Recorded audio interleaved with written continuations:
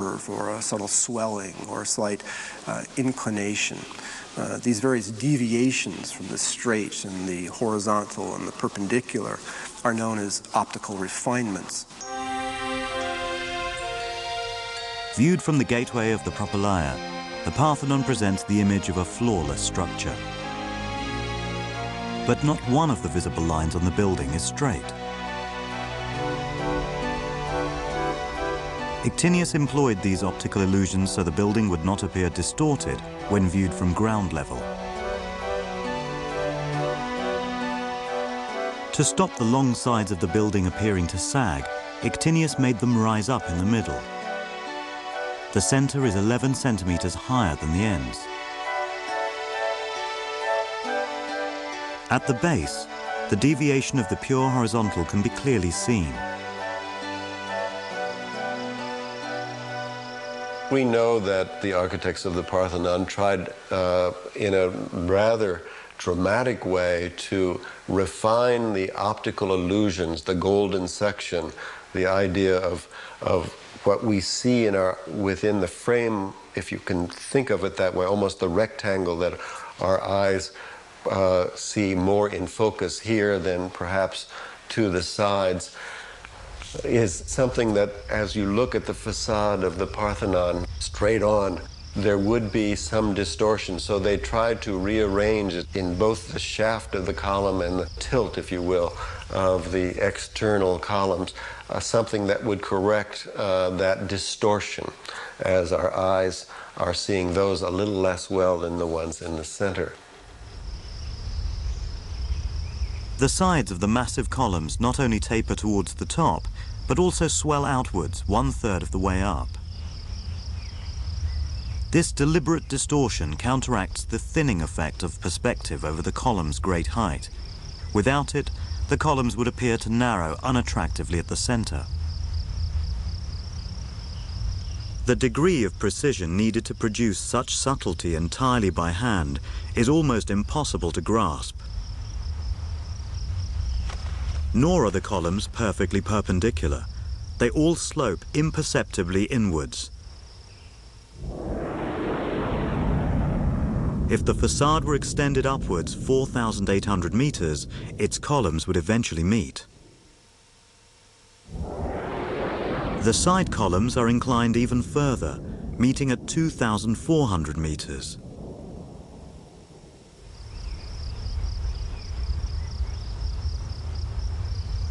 The corner columns have an extra refinement.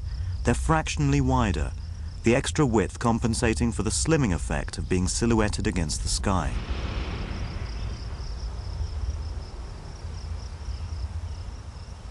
The optical refinements enliven the building.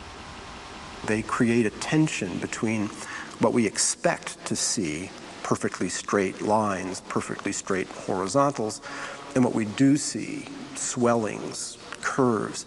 And this friction, or this tension between our expectation and what we see adds visual interest. It adds intrigue. It makes the temple seem more alive and more appealing to our eye. The completed Parthenon is a timeless testament to the genius of Ictinius and Callicrates' unique vision. Perfection through deliberate imperfection.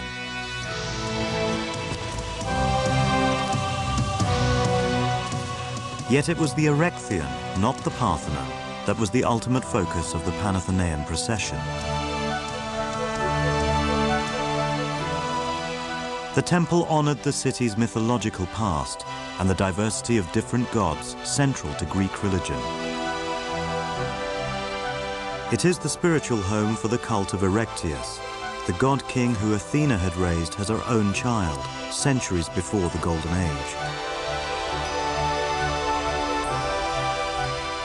Built up from the ancient foundations of earlier temples, the Erechtheion was a unique place where the city's mortal history and divinity came together.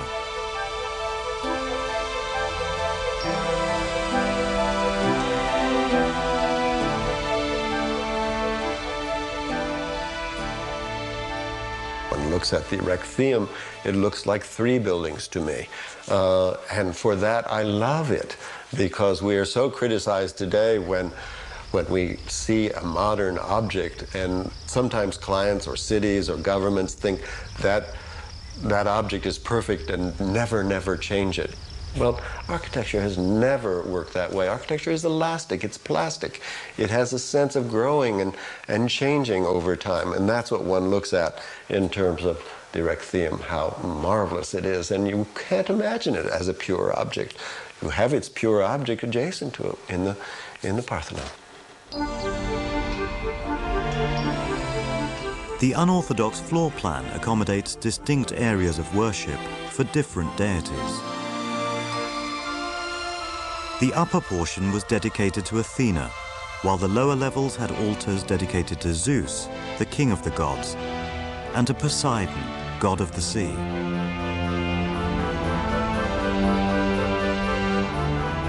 Its majestic main entrance protected a stone believed to have been struck by Poseidon's trident.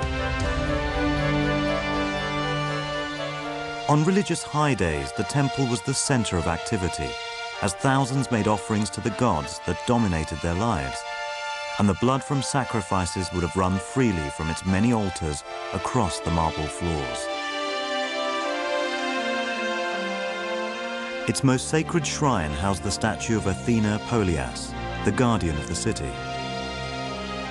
The ceremonial peplos was draped over this sacred statue as the concluding act of the Panathenaian festival. An Athena who was represented in the form of an olive wood statue that was so old that not even the Athenians themselves knew where it had come from, and said that it had fallen down from heaven.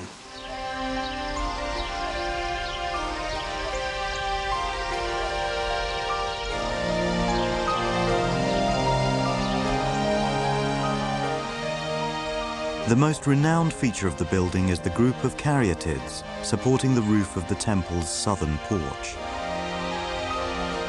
Roman art historian Vitruvius recorded that they represent enslaved priestesses from the island of Caryae, who had sided with the Persians during their war with Greece. Frozen in stone and facing in submission towards the Parthenon, the caryatids are a permanent reminder to future generations to be loyal to Athena and Athens. The sculptures are credited to Alcamenes, but in their exquisite detail and powerful storytelling is the guiding hand of Phidias, his tutor and undisputed genius of Greek sculpture. And it is with Phidias' own work that the sculptural significance of the Acropolis is fully realized.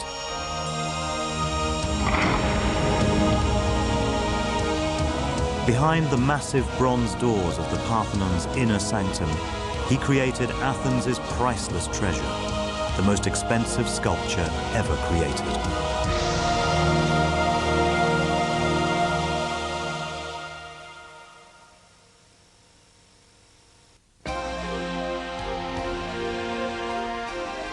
Today, the Parthenon dominates the ruins of the Acropolis.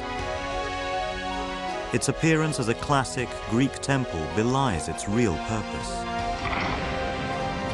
Behind massive bronze doors that protected its inner sanctum was the wealth of Athens.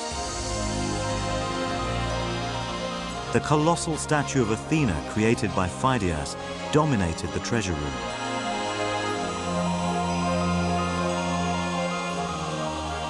"11 meters high, her flesh was carved of ivory, her armor of pure gold." We're told in our sources that the amount of gold that was used for the statue alone amounted to 40 or 44 talents of gold. A talent is an ancient Athenian unit of measure, equivalent more or less to 57, 58 pounds. At today's gold prices, Athena's armor would be worth £8 million.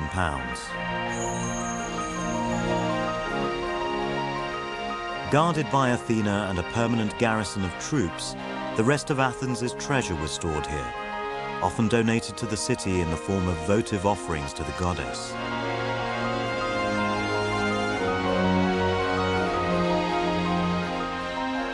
The giant statue has now been lost to history, along with the wealth that funded Pericles' grand ambition.